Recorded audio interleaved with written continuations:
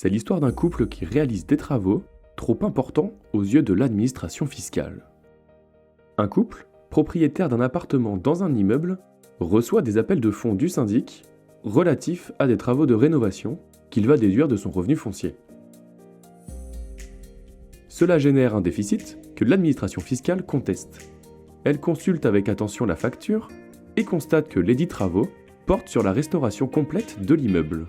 Travaux de terrassement, de fondation, de charpente, de couverture, ravalement de façade, électricité, plomberie, peinture intérieure et extérieure, aménagement des sols, des planchers, des cloisons, des murs, etc.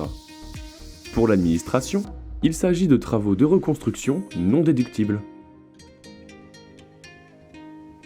Le couple conteste et maintient que, pris un par un, ces travaux ne sont que des travaux d'amélioration qui sont bien déductibles. Le juge donne ici raison à l'administration fiscale. Il estime que ces travaux sont indissociables de l'opération globale de rénovation de l'immeuble, ils ne sont donc pas déductibles.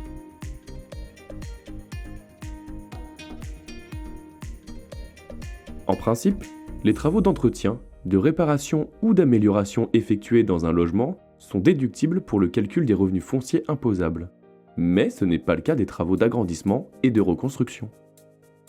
De plus, ces mêmes travaux d'entretien, de réparation ou d'amélioration ne sont pas déductibles s'ils sont indissociables d'une opération d'agrandissement ou de reconstruction d'un logement. C'est ce qui aurait dû attirer l'attention du couple dans cette histoire.